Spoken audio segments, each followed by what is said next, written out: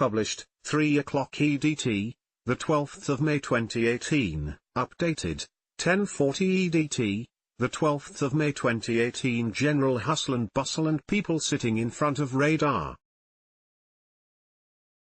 screens with cigarettes hanging out of their mouths. That's what many people think it's like inside an air traffic control tower. But the reality is very different, explains Jules Tarr, who's been an air traffic controller at London Heathrow for 27 years.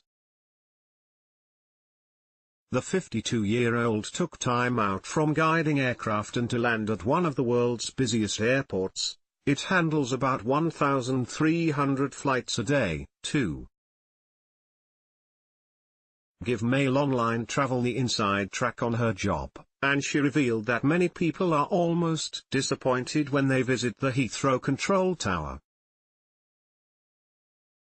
Jules Tarr, pictured, who's been an air traffic controller at London Heathrow for 27 years, took time out from guiding aircraft in to land at one of the world's busiest airports to give Mail Online Travel the inside track on her job. Calm and focused, pictured is the Air South controller, looking after Heathrow's southern runway, off-deep position, A. View of Heathrow's Terminal 5 from inside the visual control room in the tower. She said, "People think that if they visit the control tower it's going to be noisy and busy, and that it'll be very stressful and full of hustle and bustle. But it's really about as opposite to that as it's possible to get. When I take visitors to the control tower they normally comment on how calm it is. We work so closely as a team with a lovely sense of camaraderie. Everybody is doing their part of the job. But everybody is dependent on everybody doing their job correctly, so I don't think it's as frenetic as people expect. I think people are sometimes almost disappointed. They expect it to be full of people sitting there with cigarettes hanging out of their mouths. The London skyline is seen from the control tower, with the shard clearly visible in the middle of the image." Jules explained that most people who visit the control tower are surprised at how quiet it is. This is another view of Terminal 5. It's highly unlikely that anyone in the room ever feels worried about their responsibilities, guiding thousands of passengers a day safely into the air and onto the ground. Jules for one can't recall a day on the job when she's ever felt nervous. She said, "We are so well trained. I don't recall ever feeling nervous at work. It's just not something that enters your head. You have airplanes to move and you have to move them as safely and expeditiously as you can. But you don't think for 1 minute about anything that could go wrong. That's not the mentality of someone who would become an air traffic controller." Jules, who works for NATS, formerly National Air Traffic Services, explained that there are 3 air traffic control teams in the tower, one for takeoffs, one for arrivals and one that takes care of ground movements. And they all operate at maximum sharpness, with brakes rigorously enforced. Jules, who lives in the Cotswolds with husband, Richard, and border collie, Max, said, "So depending on what position you're doing, you'll do that position for an hour or an hour and a half. An hour and a half is the maximum that we can do. And then we have to have a mandatory 30-minute break. So we're quite heavily regulated from a safety aspect on how many hours we can do in a certain period. Jules explained that there are 3 air traffic control teams in the tower, pictured, one for takeoffs, one for arrivals and one that takes care of ground movements. Looking down on aircraft gates almost directly below the tower, towards Terminal 3 and Terminal 4 in the background, the arrivals team set up the infamous stacking system that sees incoming aircraft looping around London in a giant queue. It works on a first-come, first-served basis, explained Jules. So we have 4 stacks, 2 to the north and 2 to the south.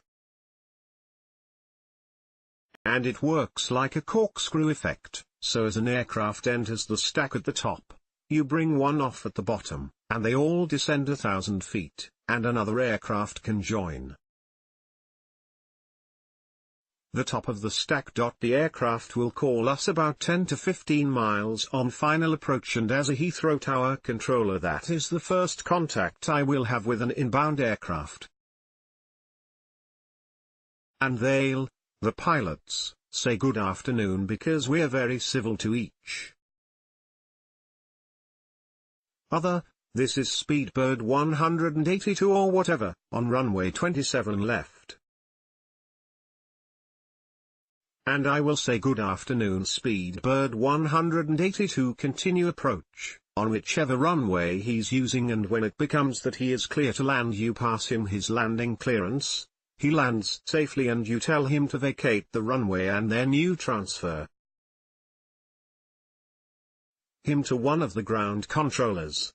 Despite the technology to support the controllers, it remains very much a visual job with a pair of binoculars always close at hand. General chit-chat, Jules revealed, does sometimes break out, but only in very limited bursts. She said, I'm ex-Royal Air Force and some of the pilots that fly are ex-Royal Air Force, so I know some of the pilots, and if it's quiet enough and I'm not busy they'll say hi Jules. And just say hello. And some of the voices you recognize. But you can't have conversations. You might just say hello, it's as limited as that. We stick to our standard phraseology. When she's a passenger, Jules likes to chat to cabin crew, to find out what really is causing a delay. And she admits that she is a bit of a nightmare in this regard. Not least because she can double-check reported air traffic control delays with her colleagues. She said, being an air traffic controller makes you very suspicious when the pilots come on and say we've been delayed by 10 minutes due to air traffic control. That usually gets me on the telephone. I'll get on the phone to work and say they just said we've been delayed. And sometimes it is, but quite often it is an apostrophe T. On one occasion, I was on a flight and the captain came on and said we've been delayed by 15 to 20 minutes by air traffic control. And I thought, that's funny, it's a beautiful sunny day, why have we got delays? So I rang the control tower and they said no, your flight's not being delayed. So then I called the cabin services director down and said, excuse me, the captain's just told me it's a 20-minute air traffic control delay and I don't understand why, particularly because I've spoken to the control tower. Anyway, they were waiting for a gluten-free meal to arrive for somebody, but the cabin services director said they didn't like to admit that because that embarrasses the person waiting for the gluten-free meal, and besides, everybody understands air traffic control delays, so that's what we say. The lighting panel operator controls the lighting system on the airfield that, among other things, helps guide pilots to their correct gate. Pictured is the lighting panel, which indicates the status of the airfield's lighting system. If you fancy become an air traffic controller, Jules said they are currently hiring. And there's no type that succeeds in the job. She said that she's worked with everyone from used car salesmen to electricians. What's more, really bright sparks can earn over £100,000 as an air traffic controller. But if you can only work with a cigarette hanging out of your mouth, it's not the job for you. Jules will be featuring in an upcoming episode of Heathrow, Britain's busiest airport, which airs on Wednesday nights at 8 p.m. on ITV. You can discover more about the new series of Heathrow, Britain's busiest airport at www.heathrow.com/.